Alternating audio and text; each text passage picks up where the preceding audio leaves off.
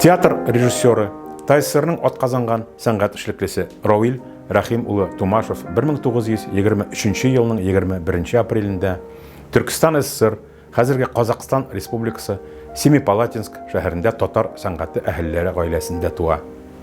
Әтисе Рахим Тумашев Семипалатинск рус драма театры каршындагы татар труппасының режиссеры. Әнисе Кәшифә шул труппаның артисты була. Равилгә 10 яшь вакытта озак һәм каты авырудан әтиләре вафат була. Ике бала белән тол калган әниләре Мәскәүдәге Дәүләт театры сәнгате институты ГИТИСта укуы сәбәпле балалары Равил һәм Зөмәрәне курсташлары ярдәме белән Мәскәүдәге балалар йортына урнаштыра. Равил 7 сыйныфны шунда, урта мәктәпне 1941 елда Казанда тәмамлый.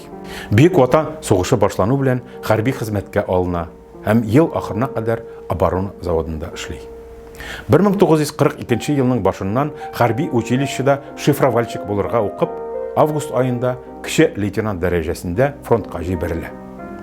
13-нче армия составында Курск дугасында сугыша. Украина һәм Польшаны азат итүдә катнаша. Бөек Ватан сугышында күрсәткән батырлыклары өчен Кызыл Йолдыз ордены, Польша Халык Республикасының казанышлар өчен Көмеш Хач ордены белән бүләкләнә. 1946 елда капитан Равил Тумашев демобилизацияләнә һәм ГИТИСның режиссерлык факультетына укырга керә.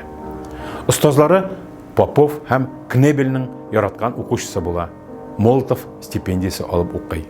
Режиссер буларак менә минем өстәлдә хәзер минем хуҗам остам Алексей Дмитриевич Попов дигән миңа бүләк ителгән бу миңа дустым бүләк иткән иде. Алексей Дмитриевич Попов мине былай бәяли иде.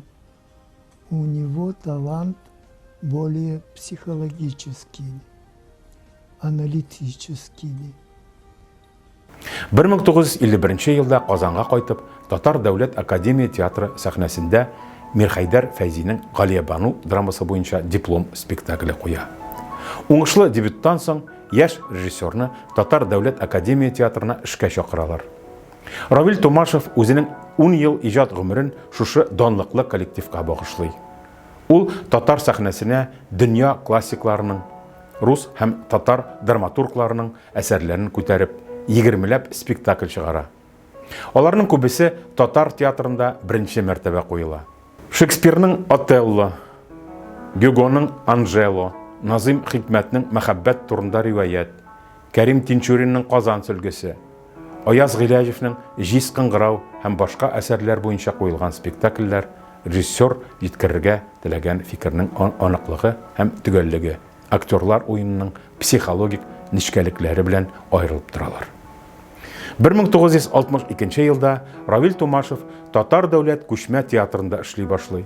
1963 елда әнисе Кәшифә Тумашева пенсияга киткәч, театрның баш режиссеры булып кала һәм 1985 елның ахырына кадәр шушы театрны җитәкли. Шушы чорда 60лап спектакль куя. Шәриф Камалның Хаҗи әфәнде өйләнә, Максим Горькийның Мещаннар, Александр Островскийның Гаепсездән гаеплеләр, Карло Гальдониның Көлкеле хәл, Фәтхи Борнашның Яшь йөрәкләр, Мәҗит Гафуриның Кара йөзләр, Нақи Исәнбәтнең Хуҗа Насетдинен сәхнәләштерә. Яшь драматургларның беренче әсәрләрен кую, аның иҗат биографиясенең иң игелекле өлеше. Туфан Миңнуллин, Аяз Гыйләҗев, Илдар Юзеев, Ризван Хамид, Юнус Әминов, Юнус Сафиуллиннарның беренче әсәрләрен сәхнәгә нәкъ менә Равил Тумашев чыгара. Илдар Юзеев ул вакытта театр чын мәгънәсендә драматургларның иҗат лабораториясенә әйләнде дип искә ала. Туфан Миңнуллин режиссерны бик ихлас, театрга искиткеч бирелгән, тәрбияле, акыллы кеше дип бәяли.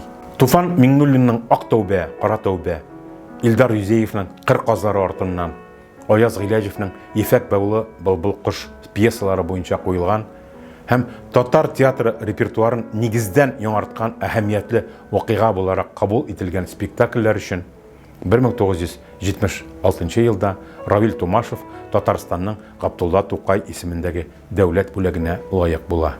Талантлы режиссер күп еллар дәвамында Казан театр училищесында, Казан мәдәният һәм сәнгать институтында режиссура һәм актерлык осталыгы буенча дәресләр бирә. Чит ил драматургиясенең иң затлы әсәрләрен сайлап тәрҗемә итә. Равил Томашев 2016 елның 2 гыйнварында Казанда вафат була. Яңа Бистә зиратында җирләнә.